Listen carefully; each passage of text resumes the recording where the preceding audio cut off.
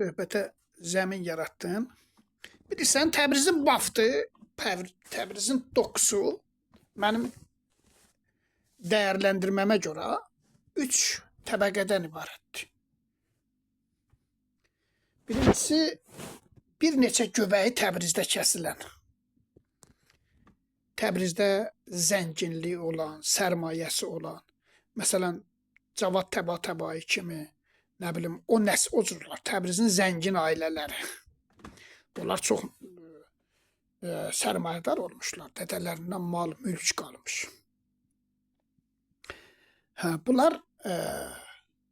Bunlarda İrançılıq çox güclüdür. Amma hansı İrançılıq Arya nəcatpərəstliyi bunlarda çox güclü olmuşdur. Zaten İranda Ari irqçiliyinin nəzəriyyəsində bir neçə göbəyi Təbrizdə kəsilən və Təbrizin bazari ailələrinə, kapitalist, sərmayədar, tacir ailələrinə mənsub olan uşaqların içərisindən çıxmışdır bu. Bunlar Təbrizin əqəliyyətini, azlığını təşkil edirlər. Amma əllərində sərmayə olduğu üçün tarixin istiqamətini müəyyənləşdirən də sərmayədir.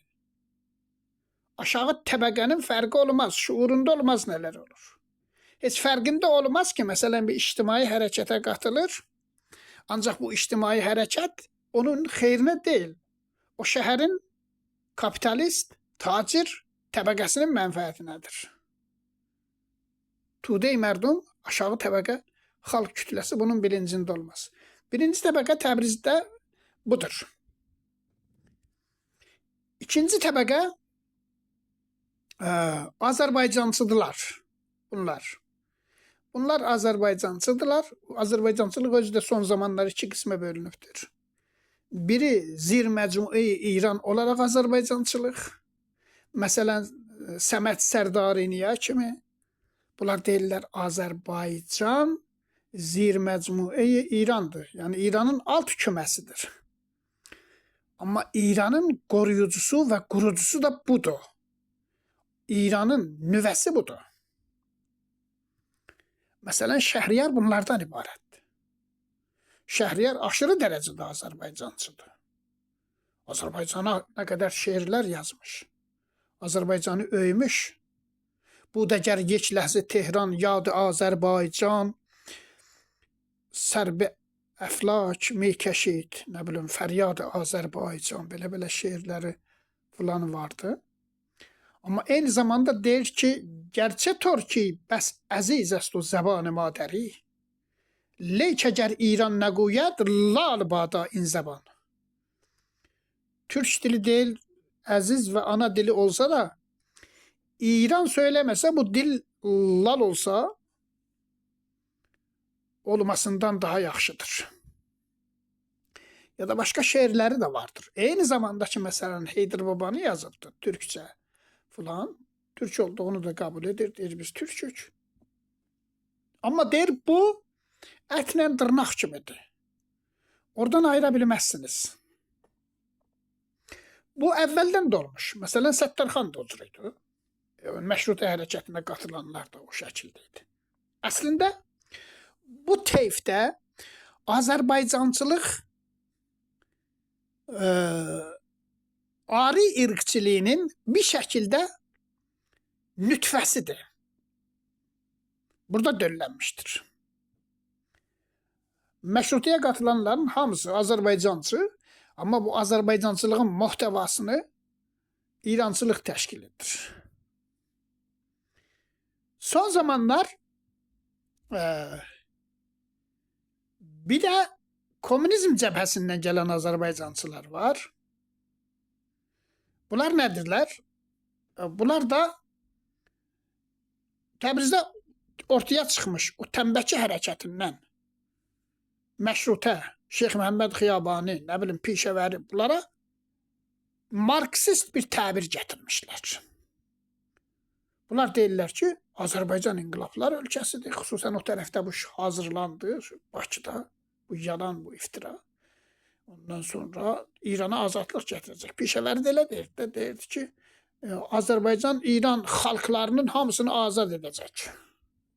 Mən bilmirəm hansı qüvvətə, hansı gücə, hansı potansiyel imkana dayanaraq bunu söyləyirdi ki, Azərbaycanda nə vardı İranı azad etmək üçün? Onun dili farsça, ədəbiyyatının dili farsça. Azərbaycanda Pəhləvilərdən əvvəl sən bir dənə türkçə mətn tapa bilməzsən. Hamısı mərsiyələrin mətni demirəm. Onu geçen dəfə burada söylədik. Rıza Şahın Taxtaqapı əməliyyatı olmasaydı, heç İranda türk olmayacaqdı. Köçəri türkləri, Qoçnişinləri yerləşdirdi kəndə şəhərə, sonra da onlara sipahi danış, müəllim falan göndərdi və bunlar yazıb oxumaq öyrənəndən sonra bunların içərisindən məsələn Şəhriyar, bunun içərisindən Bulut Qaraçörlü, Səhənd çıxdı, kim çıxdı? Ya məsələn mən çıxdım, sən çıxdın, o çıxdı, bu çıxdı. Bu Pəhləvilərin zamanında o Taxtaqapı hərəkətinin və sonra da Məhəmməd Rıza Şahın zamanında ki, mən bir dənə inqilab tanıyıram İranda, o da Məhəmməd Rıza Şahın İnqilab Sifid və ya Ağ inqilabıdır. İnqilab yuxarıdan aşağı olmalıdır, aşağıdan yuxarı inqilab olmasın, yəni nəticə verməsin. Yəni kəndlərə, məhrum yerlərə Behdaşt, ondan sonra müəllim, öyrətmən, sipah, danış falan göndərərək, amma yazıb oxumaq öyrənəndən sonra Pəhləvilərin zamanında bir türklük şuuru doğdu. Ədəbiyyata daşındı. Ondan əvvəl belə bir şey olmayıbdı. İndi də ki biz danışırıq ha burada türkçülükdən falan. Bunun qurucusu Pəhləvilərdir. Amma Pəhləvilər bilmirdilər belə bir şey qururlar. Bizim ana dilimizdə bir dənə zərbil məsəl var. Deyirsən saydığı say, gör fələk nə sayacaq. Yəni o peyamət naxastə deyirlər ha. Yəni bəklənməyən, gözlənməyən bir nəticə. Sən başqa bir iş üçün bu işi görürsən, işindən başqa bir nəticə çıxır. Məhəmməd Rıza Şahın özündə və Rıza Şahın özündə də bir Azərbaycançılıq var idi. Bu Şəhriyarın 1337-ci ildə Məhəmməd Rıza Şah gəlir Təbrizə, o dəmir yolunun açılışında Şəhriyarı da gətirirlər ora, şeir oxusun. Şəhriyar da orada Türk dilində padişaha xoş gəldin deyir. Deyir şəhərimizə xoş gəlmişsiniz. Təbrizin nə bilim ustandarı, fərmandarı, rəisi polisi falan ki orada oturmuşlar da hamısı onlar, o elə adamlardılar. Hamı quruldanır, bu niyə bir Azəri dilində danışdı falan. Şah da parmağını qaldırır, deyir sakit. Susturur bunları. Ondan sonra elə davranandan sonra Şəhriyar ikinci cümlədə deyir türk dilində. Əvvəl deyir şəhərimizə xoş gəlmişsiniz. Ondan səs küçü qopur, niyə bu farsça demədi? Padişah bu sürünü susturduqdan sonra deyir, səfa gətirmişsiniz, qədəminiz mübarəkdir. Sonra başlayır yazdığı şeiri oxumaq. Orada şahla arasında da bir danışıq olur. O danışıq da türkçə olur, çox qəribədir aralarında. Çünki Məhəmməd Rıza Şah türk dilini bilirdi. Anasından da türkçə danışırdı. Anası farsça danışa bilməzdi. Yazıb oxuması 5 klas Şabanı oxumuşdu anası. Qacar zamanında. Yəni sonradan öyrənmişdi. Orada da deyir ki, belə görüm o cümləsi tam olaraq yadımdadır. Sərdudimanıma əs-sərzəmin Azərbaycan est. Məsələn, bu Azərbaycançılığı Tacülmülük belə yazır. Deyir ki, Məhəmməd Əli Furuği Rıza Şahın kafasına girdirmişdi. Sonra da oğlu da deyir elə düşünürdü elə. Məhəmməd Rıza Şah da ki, Zərtüşt Peyğəmbər Azərbaycanda BST varmış. Orada o zaman da bir Zərdüştlüyə falan bir ideolojik ehtiyac olduğu üçün bir Azərbaycançılıq var idi. Pəhləvilərdə belə var idi. Bu da bir Azərbaycançılıq idi. Üçüncü bir Azərbaycançılıq nədir? Üçüncü ya dördüncü sıralamasını bəlkə unuttum. O da bu Sovetlər dağıldıqdan sonra ortaya çıxdı. Yəni Sovetlərdə Şurəvidə təsis edilmişdi, oradan intiqal etdi bura. O da nədir? Azərbaycan ikiyə bölünmüş, yarısı o tərəfdədir, yarısı da bu tərəfdədir. Bu Azərbaycanı biz buradan ayırmalıyıq, İrandan orayla birləşdirməliyik, Təbrizi də paytaxt eləməliyik. Bu Stalinizm zamanında 1953-cü ildə şəkilləndi. Nədən 1953-cü ildə? Çünki 1953-cü ildə o Mordad idi də o. Kudeta oldu, Məhəmməd Rza Şah təzədən ki gəldi. Müsəddiq nəxust vəzir olduğunda İngiltərəyə və Amerikaya qarşı bir tavrı var idi. Sovetlər kimi bir super devləti yanında görmək istəyirdi. Hizb-i Kommunistin fəaliyyətini azad buraxdı. Hizb-i Tudədən kabinəyə soxmağa çalışdı, gətirdi də. Amma bunları xoşlamırdı. İranın Sovet orbitinə geçməsini İngiliz və Amerika istəmirdi. Kudeta oldu. Kudeta olduqdan sonra İran tamamilə Sovetin təhti təsirindən, təsir dairəsindən uzaqlaşdırdı. Bunun üzərinə Moskovada Cənubi Azərbaycan ifadəsi birinci dəfə olaraq Moskovada formalaşdırıldı. Bir Şurevinin, Sovetlərin xarici siyasətində bir strateji plan olaraq hazırlandı. İngiltərə, Amerika və İran birliyinə qarşı və Bakıya göndərildi. Ondan sonra Cənub həsrəti falan o zaman başladı.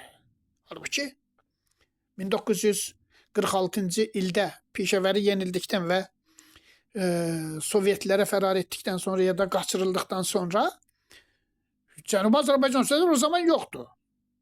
O zaman olmalıydı. Çünki burada Rus ordusu burada falan. O zaman Cənubi Azərbaycan sözünə ehtiyac yox idi. Bunu Ruslar orada hazırladılar. Ədəbiyyata, şeirə, musiqiyə o qədər yansıdı. Orada qarış-qarış şeir yazırdılar. Ədəbiyyat qəzetində çap etdirirlər. Cənub həsrəti, Təbriz həsrəti. Belə-belə. Nə qədər bilirsiniz də mahnıda oxuyurlar ki, heç birisinin ədəbi dəyəri yoxdur, musiqi dəyəri də yoxdur. Boş-boş söhbətlərdirlər bunlar. Sovet dağıldıqdan sonra artıq orada cəmaatın damarlarına yer edilmişdi Azərbaycan Cumhuriyyətində. Kommunistlər o komünizmin böyük təbliğat maşinası ilə yeritmişdilər xalqa. Çünki orada da bir İrançılıq vardı. Ora şiədir. İrana müqəddəs məkan kimi baxarlar şiələr. Hətta nə qədər Cənub həsrətində şeir yazan adamlar var idi. Onlar sərhəd açılandan sonra Təbriz həsrətində şeir yazmışdılar. Birbaşa gəldilər, Məşədə getdilər. Təbrizə qədəm basmadılar. Bəlli oldu ki, Sovetlərin orada hazırladığı Cənubi Azərbaycan təbliğatı anlayışı xalq tərəfindən şiə milliyyətçiliyi ilə eyləsinə qarışmış bir sintez ortaya çıxmışdır ki, sərhəd açılandan sonra cəmaat Məşədə getdilər, Quma getdilər. Hətta maraqlı bir şey söyləyeyim. Müxalifət qəzetinin redaktorları gediblər Cəmkəranda. Orada o adamın adı nədir? Orada deyirlər bir də biri qüvvəyə düşüb da, bu Seyidlərin falan birində. Gedib oranı ziyarət edir. Ondan sonra o rəsmizat çəkib öz qəzetində yaymışdı ki, axır ki arzuma çatdım da. Getdim Cəmkəranda o Seyidi ziyarət elədim. Özü də Cənub Azərbaycandan falandan dəm vururlar. Bu da bir Azərbaycancılıq. Bu Azərbaycancılıq bizə şeydən gəldi. Hardan gəldi? Sovetlərdən gəldi Azərbaycancılıq. Bunların nəzəriyyəsi, görüşü budur ki, Azərbaycan əsarətdədir. Azərbaycanın çox ədəbi, nə bilim, cərəyanları falan olubdur falan. Mən nə qədər axtardım, Pəhləvilərdən əvvəl Azərbaycanda yazılmış bir dənə mətn tapa bilmədim. Bir tək mətn. İranda türk varlığı Pəhləvilərlə tarixə girmiş. Pəhləvilərdən öncə türk olmuş, belə maddəsi olmuş, mənəviyyatı olmamış.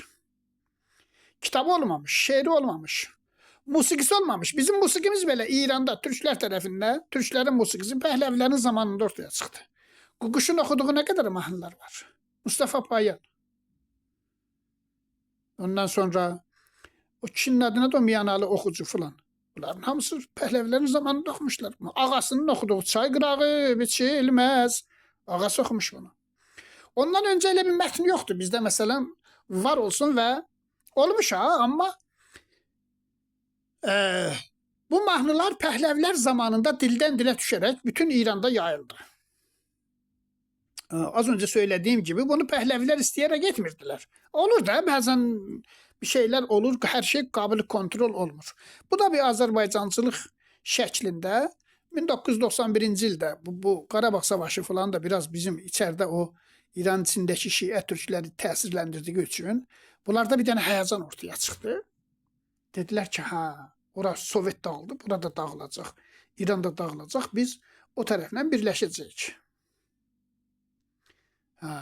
Bu həyəcan Mahmud Əli Çehriqani deyə bir kişi sinirləri yerində olmayan biri çıxdı, millət vəkilliyinə aday oldu filan. Orada da özünü göstərdi. Bu həyəcan idi. Bu şuurlu bir hərəkət deyildi. O da deyir mən hərəkət yaratdım filan. O cür deyil. O cahanşumul dalğanın Şərqi Avropa dağıldı, Vərşo dağıldı, Sovetlər dağıldı. Dünyada belə zəlzələ oldu. Siyasi, ictimai zəlzələ oldu. Nə qədər kommunistlər umutsuzluğa uğradılar, bədbəxt oldular. Niyə? Umutlarını bağlamışdılar Sovetlərə. Sovet də dağıldı. Dağılandan sonra da gördük baba bunların içərisində nə qədər irin, nə qədər murdarlıq dağıldı, partladı çıxdı ortaya.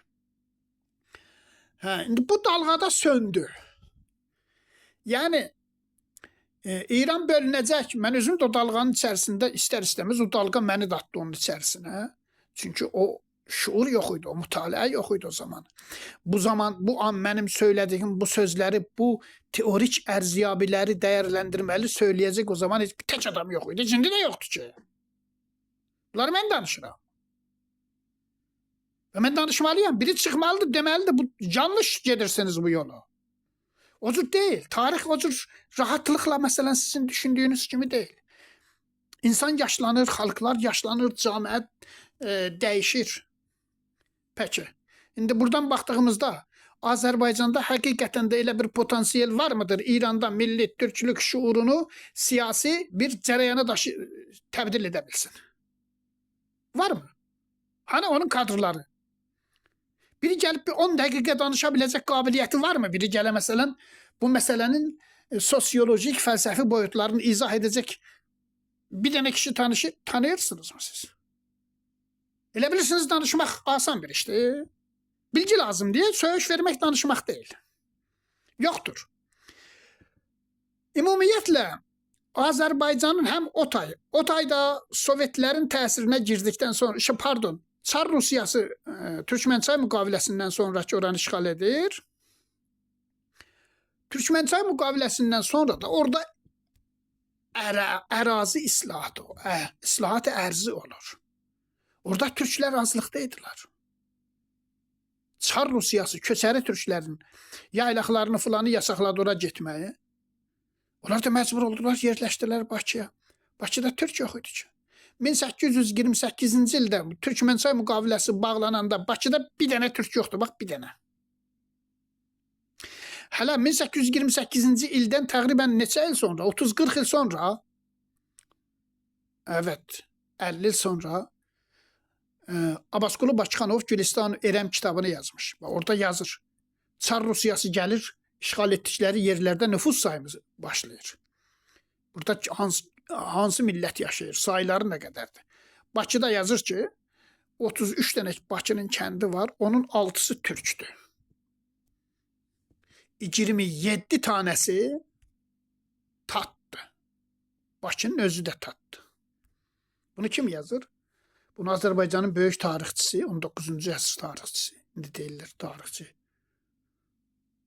Abbasqulu Bakıxanov Gülistan-ı Erəmdə yazmış. Gülistan-ı Erəmi endirin, oxuyun, xahiş edirəm. Bunları orada görəcəksiniz. Amma o islahat ərzi ki olur, necə İranda oldu. Köçəri türklər çünki bir tərəfdən də köçüb gəlmədilər Qaradağa da, İran tərəfinə falan. Yaylaqlar bu yanda da var idi. Onların qarşısı alındı. Bunlar məcbur oldu kəndə yerləşərlər. Kənd kəşavərzini bilmədikləri üçün daşındılar kargərçiliyə, Bakıya, Bakı böyüməyə başladı, türkləşdi. Tarix budur. Vaqiyyət budur. Bu bilgi bizə gerçəyin nə olduğunu söyler. Evet. İndi bu Azərbaycançılığı bir istiqlal mənasında düşünənlər kimlərdirlər Təbrizdə? Bunlar Təbrizli deyirlər.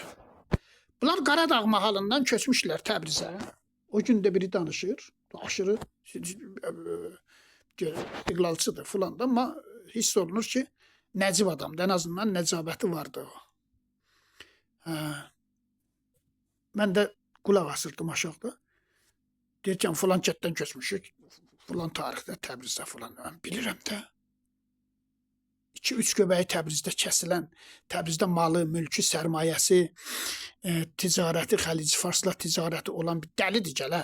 Mənfəətini 4-5 dənə Qaradağ kətlisinə görə fəda edir. Bir dənə ticarətin dolaşımı üçün böyük ölkə lazımdır. Balaca ölkə yox ki. Yəni ticarət zaviyəsindən baxdığımızda İranı parçalamaq və Azərbaycanı müstəqil bir dövlət eləmək bilirsiniz nə deməkdir?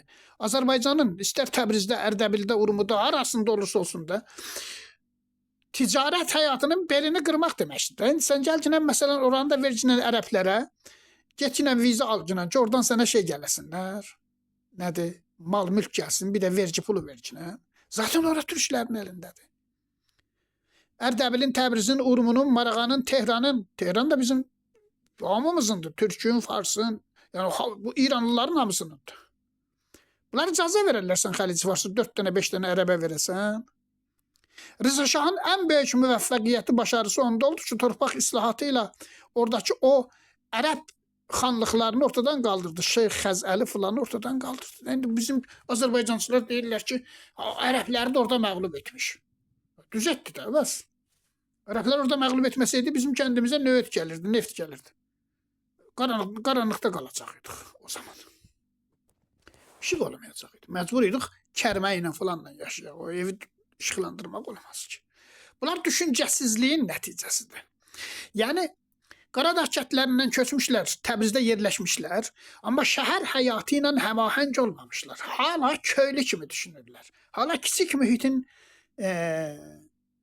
zehniyyəti ilə baxırlar safiyə. Bilmirlər ki, Təbrizin bir neçə Təbriz vardı da. Təbrizin qatı ki var, dərin qatı var, ticarət qatı var, sərmayə qatı var. Onlar bu təbəqəni, bu qişri heç rəsmiyyətə tanımır. Bunların belin qırarlar. Zaten 1326-cı ildə Pişəvəri getdi. Deyirlər 30 min adam öldürmüşlər. Bunların hamısı iftiradır, yalandır. 30 min adam ölər bir şəhərdə. Necə olur 30 min adam ölmüşsə, bu 30 ildən sonra təqribən inqilab oldu. 33 ildən sonra, 32 il yarımdan sonra 30 min adamın hərənin bir 100 dənə tanışı olsa görürsün. Heç kəs xatirəsini Farsçada yazmıyor ki, məsələn, mənim bu qohumum öldü. Elə hər şey unuduldu, getdi. 32 ildən sonra 30 yaşı o zaman olardı, məsələn, 52-60 yaşı. 20 yaşı olan olardı 52 yaşı, cavanlıqdır. Heç kəs xatirəsində yazmadı inqilabdan sonra. Məsələn, mənim dədəmin, mənim anamın qohumunu filanı belə öldürmüşlər. Bu işin içindəyəm, ben hamısını oxudum. Mən niyə görmürəm belə bir şey? Öldürüldü, amma o tərəfdən gəlmişdilər. Onu Məhəmməd Rıza Şahçı deyirdi, o tərəfdən gəlmişdilər, düz deyirdi onu. Amma o tərəfdən necə gəlmişdilər?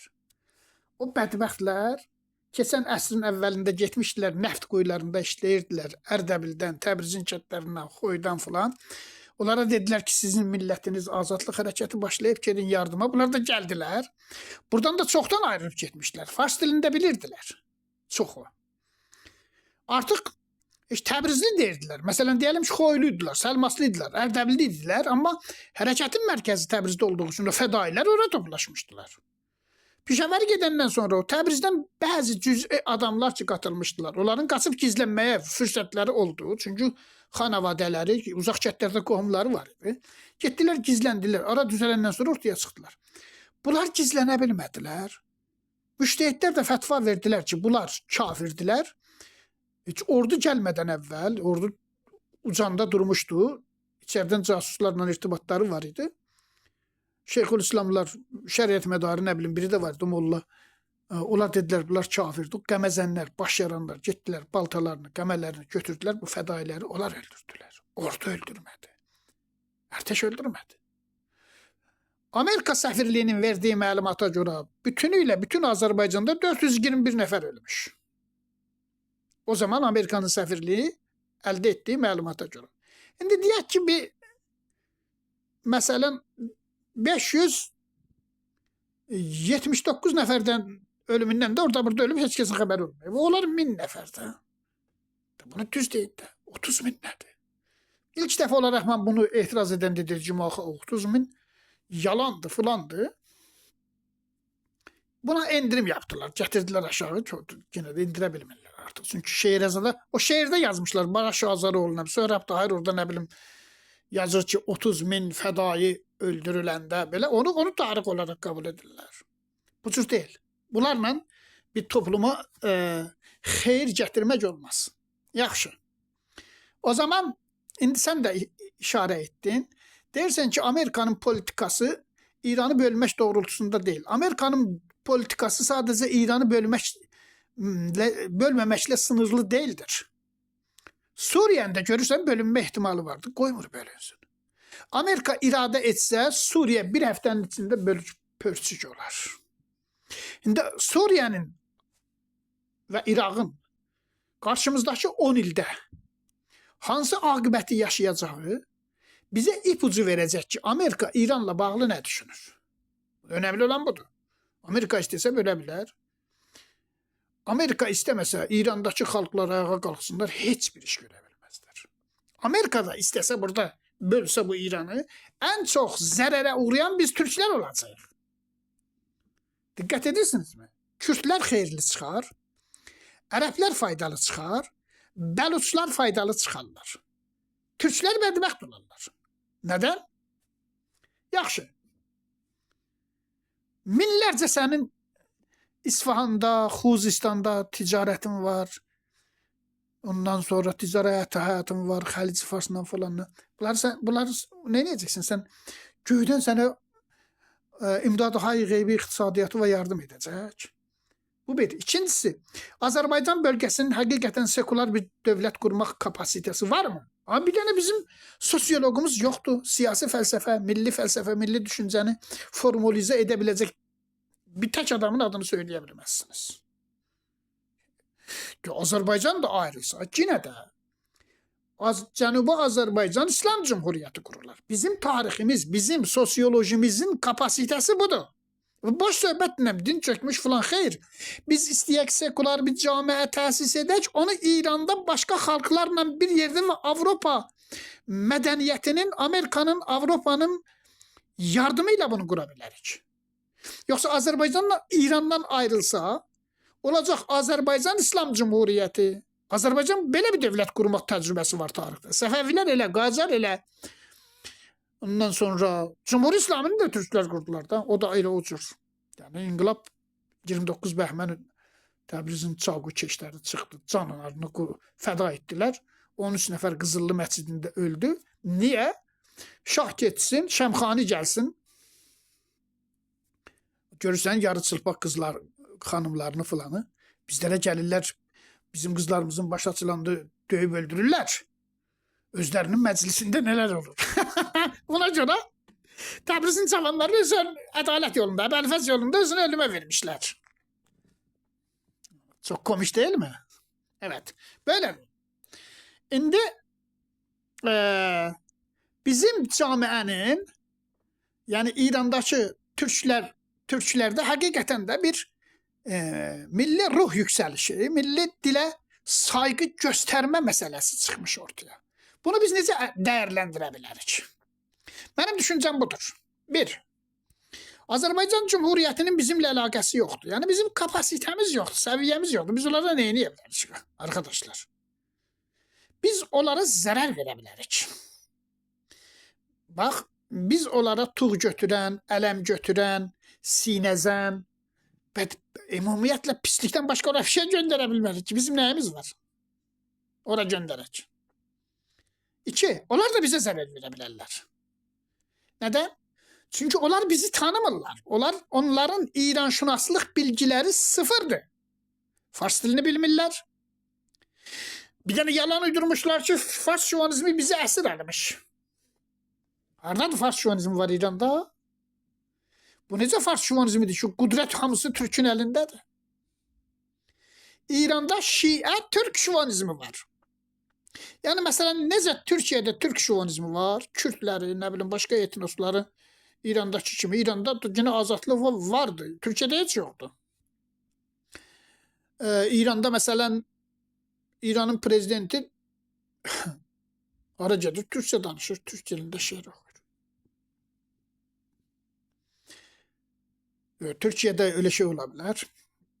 Hatta Azerbaycan'da siz lezgi dilinde çıkıp televizyonda falan ne bileyim Talış dilinde şiir okuyabilirsiniz. Ya da Özbekistan'da. Bunlar baş söhbətdir də deyirlər Türk birliği falan. Öyle değil. Biz Avrupa Birliği, Avrupa medeniyeti sayesinde azadlığımıza kavuşabilirik. Yani hem Türkiye'de hem de İran'da Türk şovinizmi var. Türkiye'deki Türk şovinizminin dili Türkçedir. İran'daki Şiə Türk şovinizminin, Səfəvi Türk şovinizminin dili Farsçadır. Yani burada da Türkler şovanistik davranırlar. Fars dilini seçmişler. O dil ki bu camiənin dərinliyində rişəsi, kökəni yoxdur. Burada indi son bir təqribən 100 illərdir də eğitim dili farsça olduğu için farslaşdırılmış xalqları Tehran məsələn heç olmamış tarixdə bir dənə kənd olmuş. 200 ilə yaxındır Tehran var olmuş. Tehranda artıq bir dənə dil formalaşmış. 15 milyon əhali o ləhcədə danışa bilir. Bu yeni bir dildir. Yeni doğmuş bir dildir. Farslılar. Bu sınıflandırma yanlıştır. Onlara Elçi Bey de hata edirdi. Bilmirdi, tanımırdı. Elçi Bey'in bir tane kitabı var. Bütün Azerbaycan yolunda.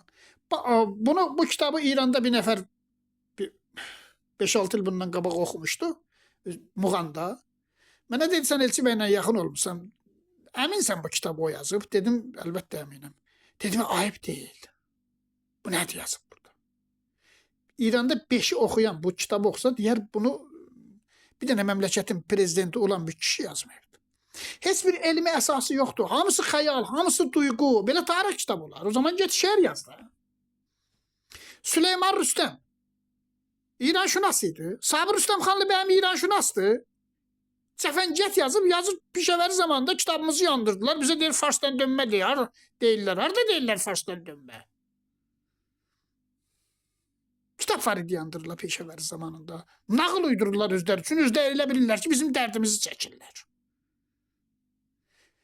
Kitabı yandırmaq üçün əvvəl bir kitabın olmalıdır sənin. Türk'ün kitabı olmuş mu tarixdə? Hansı kitab olmuş? Hansı kitabxanada Təbrizdə kitab var idi. Dəftəri, qələmi, kağızı yandırmışlar o Pişəvərinin zamanında. Yazışmalı arşivi falanı da, ruznamələri falan. Əlbəttə o da xətalıdır. Niyə yandırırsınız da? İndi bu tarixdə qoyun qalsın. Əlbəttə hamısı da yanmayıb. Bunlar da yalandır. Bir qismi yandırılıbdır. Bir qismi də arşivləşmiş qalmış zaten. İndi də araşdırmacılar gedirlər, onu çıxardırlar. Pişəvərinin zamanında dərc olunan Azərbaycan adında qəzetin hamısı indi internetdə var. Bu yanmış da necə gəldi çıxdı internetə? Pişəvərinin zamanında tədris edilən 7 dənə kitab çıxmışdı. Ana dili adında. O da bir yalandı. Bizə deyirlər Pişəvəri zamanında ana dilində məktəblər açılmışdı. Bu da iftiradır. Bakıda uydurulan yalandır. Elə bir təşəbbüs var idi. Və yaxşı bu məktəblərdə kim dərs deyirdi? Kadrı hardan tapdılar? Möcüzə göstərdilər. 11 ay iş başında qaldılar 1 il. Bunun bir 6 ay elə şeyə keçdi. Nədir? Belə siyasi işlərə başları qarışdı fulana. 6 ayda məktəb açılar. 6 ayda o qədər məmləkətə müəllimlər yetişdirilə bilər. Hə? Adamda heç bir ağıl olmaz mı? Ana dilində məktəb açılmadı. Ana dilində Fars dili ilə beraber kitap çıkarıldı. Üstünde yazılmıştı ana dili. Halbuki yazılmalıydı Türk dili. Biz Türk'ük. Bizim ana dilimiz de Türkçedir. Onu Fars dilini tədris edənlər məktəbdə bunu da üzündən oxuyurdular.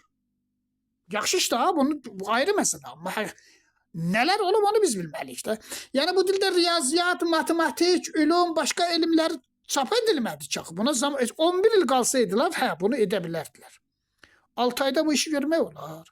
Sənin heç bir kadrın yoxdur. Zaten ana dilində yazıb oxumağı başaran belə yoxdur.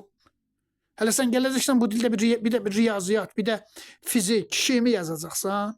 Adam heç buna inana bilər axı olar. Hə? Buna inanmaq olar mı? Bunların hamısı yalandır, iftiradır. O 7 dənə kitab da bəlkə bəziləri yandırılmış.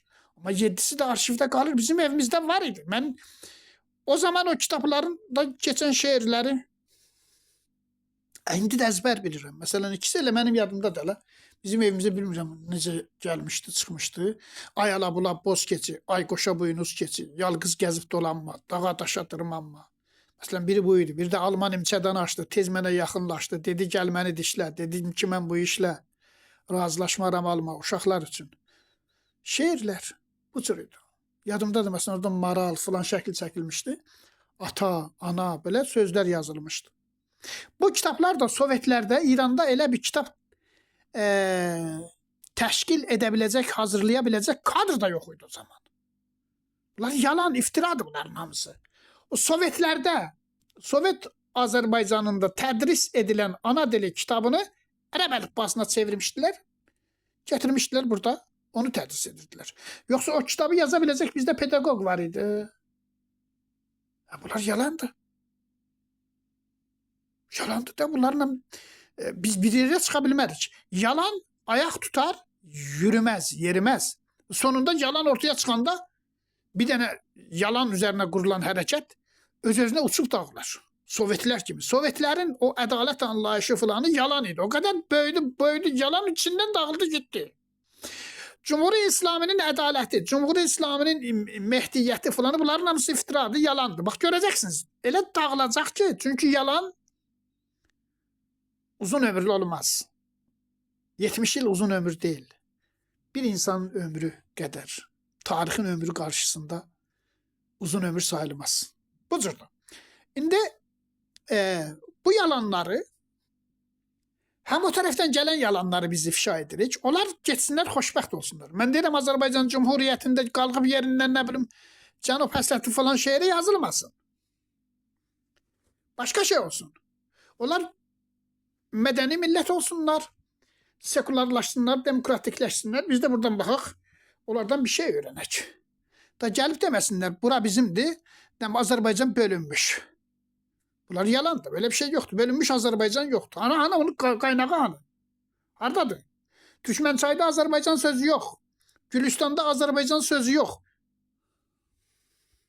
Yani biz artıq yaşımız da geçmiş, bilgimiz, təcrübəmiz də artmışdır. Mənim istedadımı, mən istedadlı bir insan sayıram özümü. Bu yalanlar əmdi, bədbəxt etdi mənim şəxsi həyatımı, ailə həyatımı, elmi həyatımı. Mən elə bilirdim, orada elm var, gedər adam orada öyrənər, ana dilində öyrənər. Heç bir şey yox imiş. Bunlar gələcək. Yaxşı. Bəs gələcək zamanda bizim insanlarımızın, cavanlarımızın, istedadlı cavanlarımızın həyatları bu yalanlar uğruna məhv olmalı, imha edilməlidir olan şəxsi həyatı. İnsan nə qədər Don Kişot kimi davrana bilər? Hə? Ona görə mən bu sözləri söyləyirəm ki, yol göstərici olsun. Tənqid hər zaman bir hərəkətin aydınlıq yollarda yürüməsi üçün yeni imkanlar yaradar. Tənqid olmayan yerdə insan xəyali bir varlıqdır. Xəyallarla camiə də bədbəxt olar, ölkəmiz də yazıq olar. Hələ bunlar xəyal deyil, bunlar iftiradır, yalandır ki, Azərbaycan bölünmüş. Azərbaycan bölünməmiş. Orada Ruslar oranı işğal etdikdən sonra mühit dəyişdi, düşüncə dəyişdi və Rusiyada oxumuş, geri dönən insanlar necə biz İranda fars dilində oxuduq və indi öz dilimizdə deyirik, məktəbdə istəyirik. Onlar da rus dilini öyrənəndən sonra gördülər ki, bizim dilimizdə də məktəb ola bilər. Onlar da gəldilər, məktəb açdılar. Müşkilləri həll oldu. Biz də burada İranın içərisində müşkillərimizi necə həll edə bilərik? Sual budur. İranda müşkil var. Birinci müşkil nədir İranda? Bir, sekularizm. Bizim ölkəmiz sekularizm olmasa yaşamaq olar, yaşamaq mümkün deyil, hamı qaçmaq istəyir. Ən mürəffəh şəkildə yaşayan insanlar belə cəhənnəmdən həyatını qurtarmaq istəyir. Birinci bu məsələ həll olmalıdır. İkincisi, İranda dini, məzhəbi, çoxulculuq, kisrəti məzhəbi yaranmalıdır. Üç, İranda düşüncə azadlığı olmalıdır. Siyasi partilərin azadlığı olmalıdır. Biz burada danışdıqlarımızı gələk öz ölkəmizdə danışaq. Sanal aləmdə 5-10 nəfərə danışmaqla eyni adamlara problem həll olarmı? Mən bu camiənin içərisindən yetişmiş, sən bu camiənin içərisindən yetişmiş, danışa bilən, fikir ürətə bilən insanlarıqsa, bu düşüncələrimizi öz xalqımızla, öz xalqımızın verdiyi vergilərin nəticəsində təsis edilən radio, televizyon, devlet imkanlarından faydalanaraq niye danışmayalım? Niye gelip ferar edip xarici ölkələrdə ona buna 5-10 nəfərə danışalım? Hı? Qəhvəxanalarda, çayxanalarda danışalım və bizi yaxalamasınlar. Məmləkəti biz təhdid etmirik. Məmləkəti təhdid edən fanatizmdir, millətçilikdir. Məmləkəti təhdid edən dincilikdir. Məmləkəti təhdid edən, ölkəmizi təhdid edən kommunizmdir. Ki, diktatorluq istəyirlər bunlar. Biz bunun nəticəsində, bu gəlişmələrin nəticəsində məmləkətdə demokrasi oluşar. Demokrasinin oluşması üçün məmləkətdə cumhuriyyət ya da krallıq məsələsi başqa məsələdir. Padişahlıq da ola bilər, demokrasi ola bilər. Onu mən bilmirəm. Mən şəxsən özüm cumhuriyyətçiyəm. Amma bu o demək deyil. Məsələn, padişahlıq qurulsa, Rıza Pəhləviyə görə demirəm. Rıza Pəhləvi bəlkə öldü sabah bir gün. Fani işte hamımız öləcəyik. Fərq etməz. Kim olursa olsun. Padişahlıq da qurulsa, sekularizm və az öncə söylədiklərim sürət nəticəsində ortaya çıxan demokrasi. Əgər biri gələcək prezident olduqdan sonra oğlu, onun oğlu olacaqsa, elə cumhuriyyət olar. İslam ölkələrində belədir də. Ondan sonra bir dəfə padişahlıq olsun da. Padişahlıq ondan daha yaxşıdır. Əgər biz seçim yoluyla gələni ortadan qaldıra bilməyəcəksə, o zaman biz padişahlıq quralım. Bunun nə zərəri var? Çünki demokrasi bu demək deyil ki, sən iradəni sandığa yansıtasan və yeni kəsimi iş başına getirəsən. Bu sadəcə bu deyil. Demokrasi həm də budur. O adamı sən orada oturtdun, bu qədər də səlahiyyət verdin. Yaxşı, sən onu oradan necə indirəcəksən? Hitler də demokratik yolla gəldi. Gördünüz? Dünya 50 min insan öldürdülər savaşda. Putin də demokratik yolla gəlmiş. Gələndən sonra getmirlər, qanunları dəyişdirirlər. Amma Trump da getmək istəmirdi, gördünüz? Demokrasi elə qurulmuş ki orada. Adamı yapışır qulağından, deyir, yox da səni sürən dolmuş, getməlisən. İnsan doğası belədir. Bir yerə oturduqdan, gücü, qudrəti ələ geçirdikdən sonra iqtidar, güc, qudrət çox ləzzətlidir. Əlinin altında imkansız, sonsuz imkanlar. Hər kəs sənə gəlir qarşıda, diz çökür. Zevq alır insanlar bu işdən. Yaxşı. İnsanda belə bir təbiət olduqdan sonra, sən o adamı ora gətirdikdən sonra elə bir mexanizm qurmalısan ki, onu oradan necə endirəcəksən? Karl Popper ona görə də açıq toplum və onun düşmanları Camiə-i Baz və Düşmənan-ı An kitabında yazır ki, və doğru yazır, bu düşüncəni mən tamamən dəstəkləyirəm. Deyir ki, demokrasi bu demək deyil ki, sən məsələn seçimə gedəsən filan, geçəsən ora adamı yerləşdirəsən. Adam oraya yerləşəndən sonra bütün gücü keçirdir əlinə. Bir, o gücü ələ keçirməsinin qarşısı alınmalıdır. İki, o gücü ələ keçirdəndən sonra, orada oturandan sonra onu aşağı endirmənin yolu da qanunla təsvib və təsdiq edilməlidir. Yoxsa gəlib oturandan sonra nə fərq edəcək? Xamenei olmasın, kim olursa olsun. 3 dənə qüvvə bir-birindən ayrı olmalıdır. Ayrı olmayandan sonra istər padişah olsun, istər xəlifə olsun, istər imamət olsun, istər rəhbərlik olsun indiki kimi, istər prezidentlik olsun. Bunun nə anlamı vardı? Böyle olduktan sonra insan inqilab mı eder? O zaman bizim yapmamız gereken inqilab nədir? İnqilab fikri bir məsələdir. Camiəni ayağa qaldırmaq və camiədə xalqı səfərbər edərək bir inqilaba hazırlıq görmək deyil. O, vəziyyəti daha da təhlükəyə soxar. Ona görə mən deyirəm ki, məsələn, İnqilab Sifid ki, padişah başlatmışdı Məhəmməd İsa Şah, mən onu inqilab adlandırıram. Ancaq 1357-ci ildə 22 Bəhməndə gerçəkləşən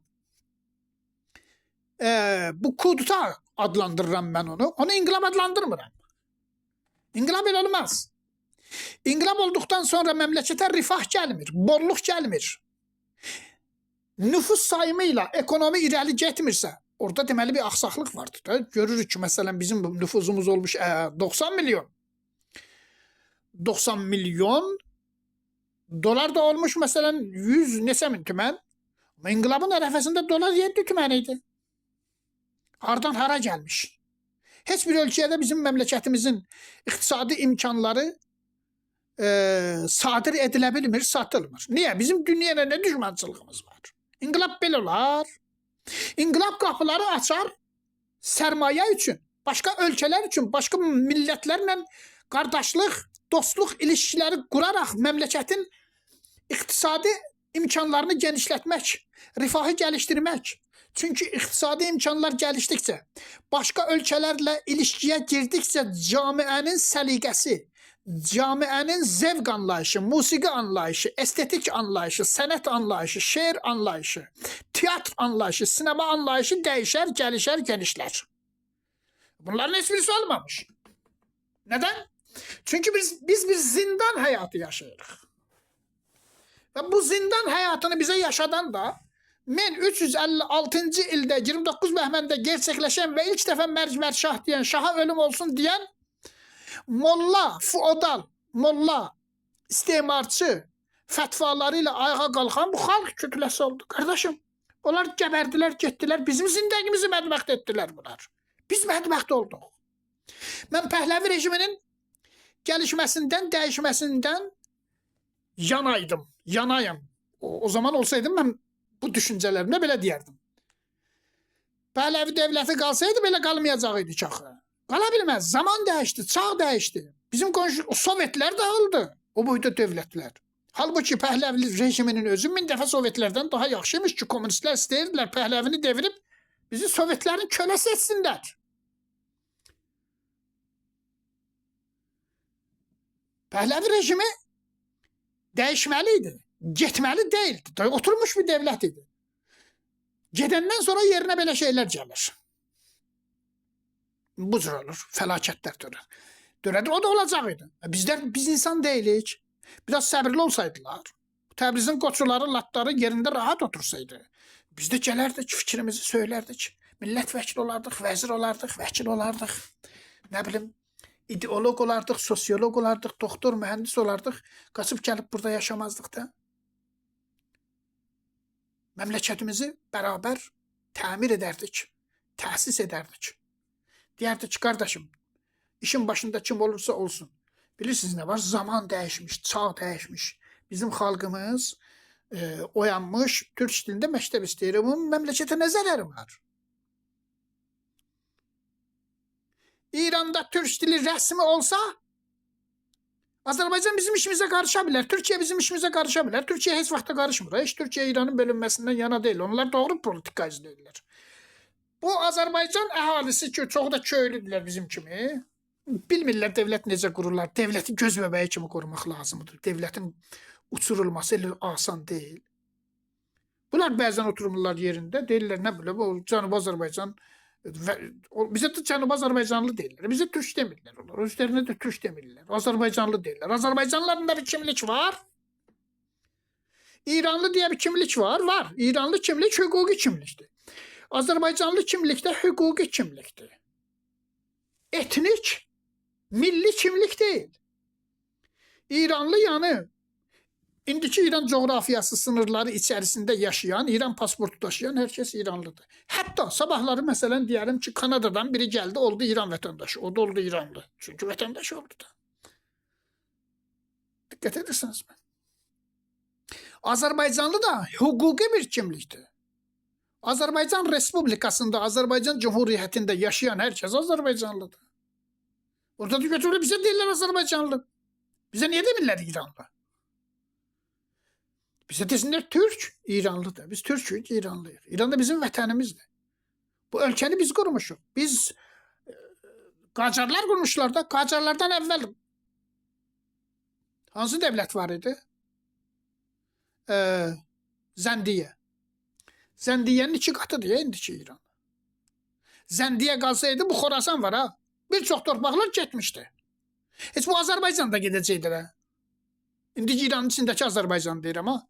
Çünkü onlar özlerini bərkişdirə bilməmişdilər heç. Tutarlı bir devlet değildi Nadir Şahın çöküşündən sonra. Buranı Türklər qurdular, Qacarlar qurdular. Yerindən qalxan gəlib Qacarı təhqir edir, Qacarı təhlil etmir, tənqid etmir. Mən də tənqid edirəm. Amma birdən məsələn Səməd Sərdari niyə kimi bir göbəyi Təbrizdə kəsilmiş pan Azərbaycançı, pan Arya Nəcadına mənsub adam gəlir deyir ki, Nəzət Tənbaku adında kitab yazıb, Tənbəki hərəkəti. Deyir ki, Nasirəddin Şah məmləkətin məsalihini bilmirdi. Adama sorular, sormazlar mı? Öküz, ədəbsiz. Belə tarix yazarlar. Sən hardan bilirsən bilmirdi. Qoyun o yaddaşlarını üzünlə oxuyum onun yazdığını. Yazır ki, Nasreddin Şah der ki, درست از مصالح کشور نداشت. متمایل به تجملات غربی بود. Nasır Türkçəsi belə olurdu. Nasreddin Şah məmləkəti idarə etməyi başarmırdı. Qərb modeli bir həyat tərzinə mütəmayil idi, meyil göstərirdi. Və kimə göstərməlidir? Ərəb modeli olmalıdır.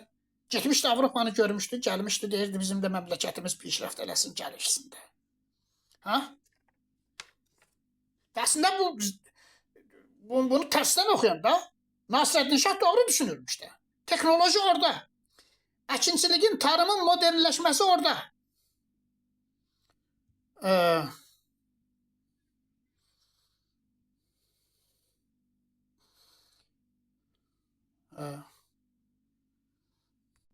Səməd Sərdari niyə bizə tarix kitabı yazıbdı?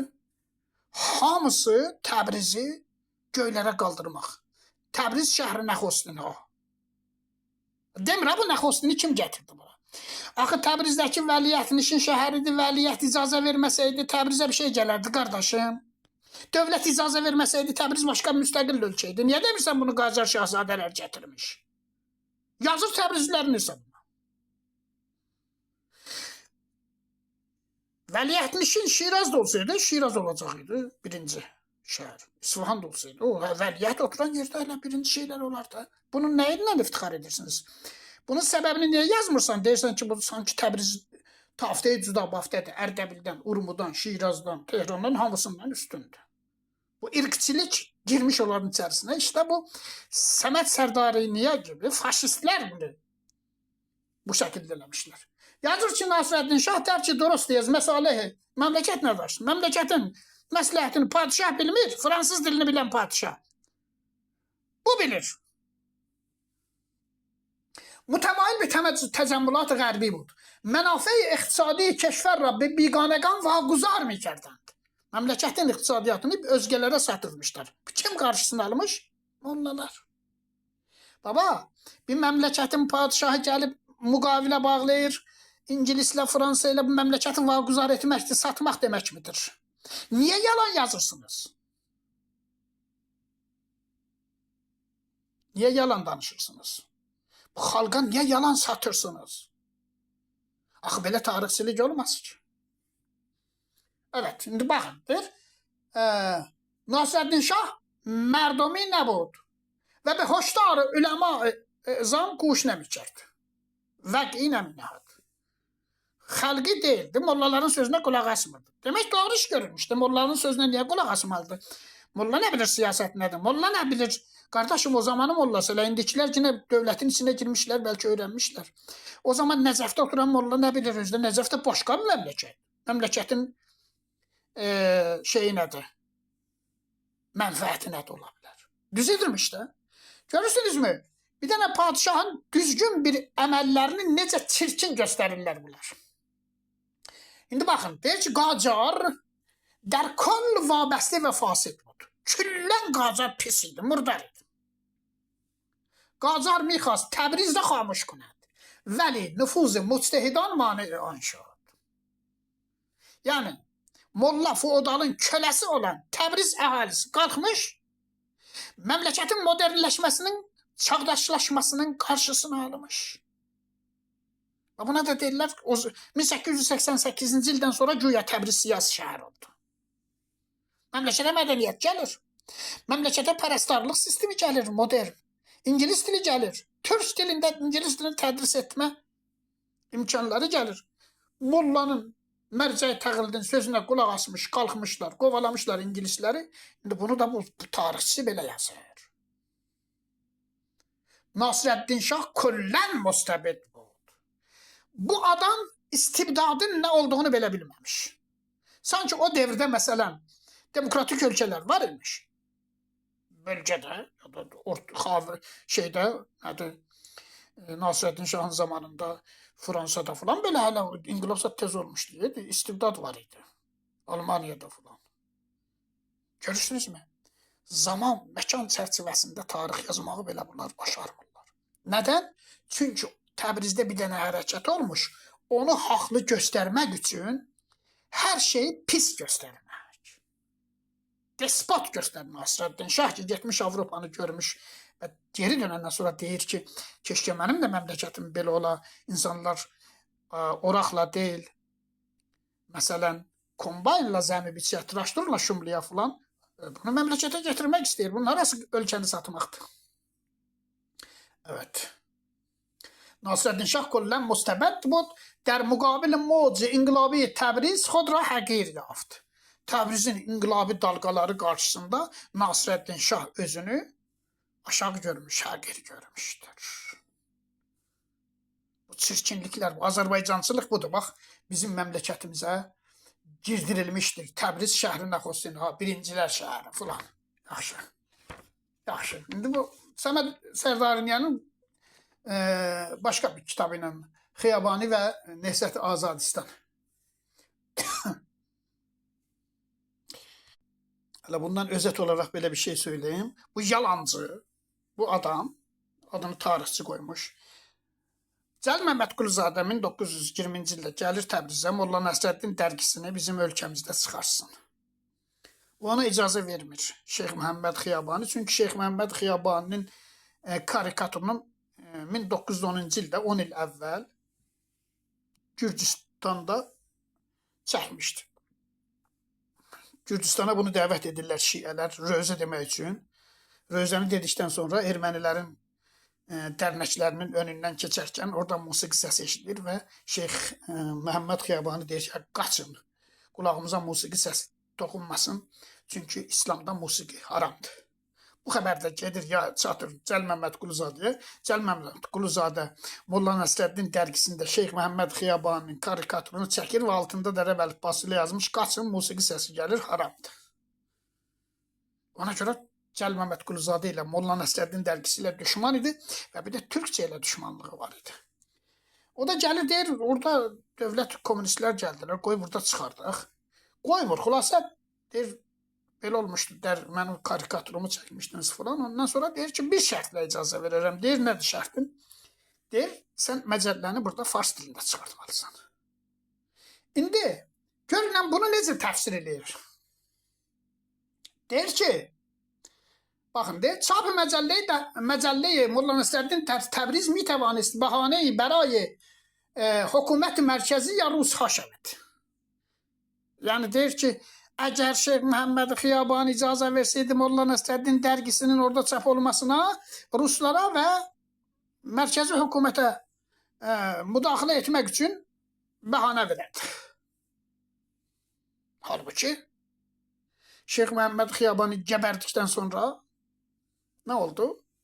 Mərkəzi hökumətin icazəsi ilə Molla Nəsrəddin dərgisi türk dilində Təbrizdə çıxmağa başladı. Niye karşısına almadılar? Yani çünkü bu hareket Təbrizdə olmuş. Çünkü Təbrizdə olan hareket ne varsa onu doğru təfsir eləcəklər. Heç kəs bir adam tənqid eləsə də denən kətlidir, nə bilim, bilmir filandır. Bu Azərbaycan Cumhuriyyətindəki savadsız adamlar da orada sazla, sözlə belə saçma musiqi ilə şeirlər oxuyurlar. Nə bilim, Qəhrəman Təbriz, Şeyx Məhəmməd Xiyabaninin şəhəri Təbriz. Səttarxan qəhrəmandır. Kimə qarşı savaşır Səttarxan? Səttarxan deyir, mən bilmirəm niyə savaşırım da. Əhməd Kəsrəvi Tarixi Məşrutə kitabında yazır, Səttarxandan soruşurlar, niyə savaşırsan? Deyir, duruqdu qalıb. Dedi, onu mən bilmərəm niyə savaşıram. Onu deyir, bizim mərcəyi təqlidimizdən soruşur. Savaşın deyirlər, biz də savaşırıq. Görürsünüzmü? Qardaşım, modern çağda məmləkət üçün Almaniyanı təsis edən Bismarckı belə tənqid edirlər. Öz zamanında da, indi də. Almanya'da bir devlet kurmuş. Bu Səttarxan ne iş görmüş onu başımızın tacı edirsiniz? Hansı kitabı yazmış? Yazıb oxuması belə yox idi. Siyaset nedir bilmirdi. Gitti Tehranda dösün ölüme verdi. Bağırxan harda? Oğrular tərəfindən başı kəsildi, öldürüldü. Təsadüfi adamlar belə. Gəlmişlər, bizim üçün olmuşlar qəhrəman. Özlərindən də heç bir şey miras bırakmamışlar. Bu saxta qəhrəmanları ifşa etmənin zamanıdır. Bunları mən bir-bir ifşa edəcəyim. Bizim xalqımız aydınlansın. Mənim şəxsi həyatımı, gəncliyimi bu yalanlar, bu iftiralar çaldı, götürdü. Bir sonraki söhbətimdə Səməd Behrənci adında savadsız, gerici, ibtidai bir insanın bütün kitapları əsasında təhlil edəcəm.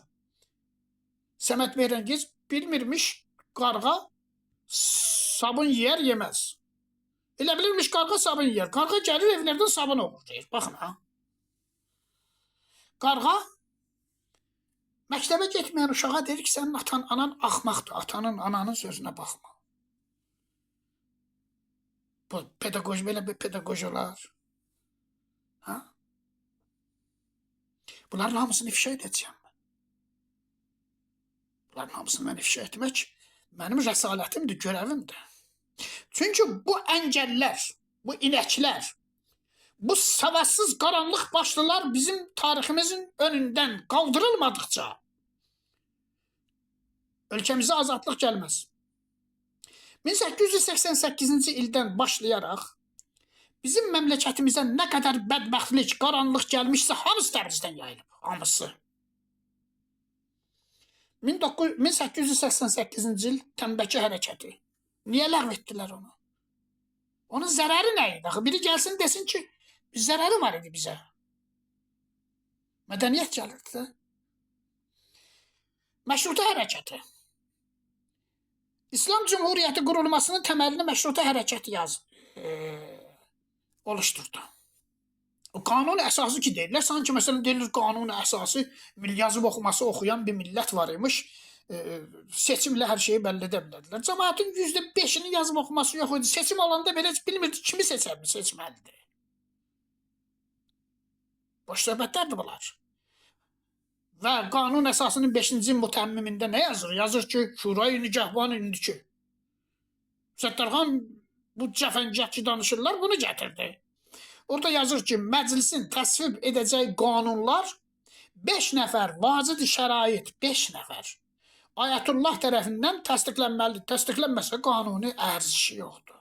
O zaman bunu niyə göylərə qaldırırsınız? Bunun harası bu qanuni əsası oldu bunun? Yine də şəriətin qılıncını, mollanın qılıncını gətirib qoymuş orada. Sonra da deyirlər, məşrutə Təbrizdən məğlub edildi, Tehranda qazanıldı. Nə qazanıldı? Fəlakət, bədbəxtlik. Devlət işini bilməyən adamları gətirdilər iş başına. Yine Məhəmməd Şah yaşlı, təcrübəli onu uzaqlaşdırdılar, oğlunu gətirdilər. Oğlu da uşaq idi. Gənc bir uşaq idi. Ondan sonra gəlir Şeyx Məhəmməd Xiyabani, molla, Səfəvi mollası. Ondan sonra nələr gəlir, nələr. 29 Bəhmən gəlir, hamısından daha pisi. Yaxşı, o zaman bu yalan nədir uydurmuşlar? Təbriz İnqilablar şəhəri, qəhrəmanlar şəhəri. Hələ bəzilərdə var, gedib Bakıda kitabsat yazırlar, güya, yaza da bilmirlər. Bir əsrdə 4 dəfə inqilab edib Təbriz deyirlər. Biri Səttarxan inqilabıdır, biri Xiyabani inqilabıdır, biri Pişəvər inqilabıdır, biri də sonuncusu da Şəriət Mədarı inqilabıdır. Bir əsrdə 4 dəfə inqilab olar. Bir əsrdə 4 dəfə inqilab edən bir millət axmaq millətdir. Ki bunların heç birisi inqilab deyil. İnqilab bir dəfə olar, 1000 illik bir problemi həll edər. Məsələn, 1789-cu ildə bir dənə inqilab oldu Fransada. Gətirdilər dinlə, siyasətlə bir-birindən ayırdılar. Fransada yayıldı başqa ölkələrə. Din siyasətdən ayrıldı və Avropa azadlığına qovuşdu. Buna deyərlər inqilab. Və yaxud Amerikada inqilab oldu. Din və siyasət işləri bir-birindən ayrıldı. Amma aşağıdan yuxarı yox, yuxarıdan aşağı seçkin insanlar inqilab etdilər. Buna deyərlər inqilab. Axı sən deyirsən bir əsrdə 4 dəfə inqilab etmişdi və bununla da iftixar edirsən. Bunun nəticəsi nə olmuş? Tarixi nəticəsinə görə dəyərləndirərlər. O zaman ki biz bu dünyada yox idik. Bu dünyaya gələndən sonra bədbəxt yaşamamız üçün bütün pisliklərin, terror hərəkətinin, Hizbullah hərəkətinin, komünist hərəkətlərinin hamısı Təbrizdə gerçəkləşməmişmi? Söylər misiniz? Yoxsa mən xəta mı edirəm? Yoxsa mən daha aşırı mı davranıram? Bəs mən bir də gələcəm dünyaya. Sən bir də gələcəksən, o bir də gələcək. Axı bizim ömrümüzü oğurlayan, bizim elmi həyatımızı əngəlləyən, elmi inkişafımızı əngəlləyən bu sosial hərəkətlər olmuş. Niyə mən Şirazı pisləmirəm? Niyə tənqid etmirəm məsələn İsfahanı falan? Çünki onun zindəgilərini yaşamışlar. Təbrizdə pisləmirəm, tənqid edirəm. Deyirəm ki, bunlar yanlışdır. Mən bir dəfə Tehranda bir məclisdə idim. Orada o zaman da ki bu Bakının yalanları mənim də içimdə dalğalanırdı. Deyirdi bu inqilabı Təbrizlilər etdilər, başımıza bəla etdilər. Və düz deyirdi. İndi görürəm ki, onlar o zaman mən gənc idim, bilmirdim. 18-19 yaşım var idi. Amma o xanımın 50-60 yaşı var idi. İçi yanaraq özü də türk idi. Deyirdi, bədbəxt etdi bu hərəkət bizi. Daha başqa bədbəxtliklərə bizim nəslimiz, gələcəyimiz mübtəla olmasınlar deyə. Bu şəhər qarğanmışdır. Bu şəhərdən müsbət bir şey çıxmaz. Nədən?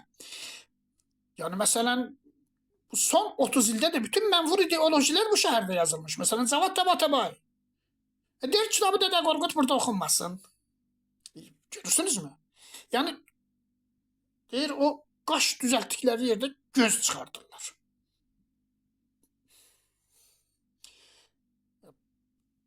Bir dənə nümunə söyləyeyim sizə. Baxsanız bu şeyə, o qadın yaşam özgürlük, zindəgi azad hərəkətinə türklər qatılmadı başda Təbriz olmaq üzrə. Müvəffəq oldu bu hərəkət səliqə ilə. Təbriz qatılsaydı içinə zat qoyacaq idi. Bədbəxt eləyəcəkdi, 1000 il bir də geri düşəcəkdik. Yəni nə zaman Təbriz bir hərəkətə qatılmışsa, məmləkəti 100 il geriyə salıb geri oturmuş. Niyə? Çünki kitabı yox, nəzəriyyəsi yox. Seçkin insanları Tabatabaydı, seçkin insanları Əhməd Hənif Nəcaddır. Seçkin insanları Behruz Dəqanıdır, Səməd Behrəncidir. Bunlarla siz böyük tarixi aydınlanma hərəkətini gerçəkləşdirə bilməzsiniz. Bu şəhər bizimdir. Və biz bunu söküb təzədən təsis edəcəyik. Yeni bir varlıq, yeni bir doğuş, təvəllüd edəcək.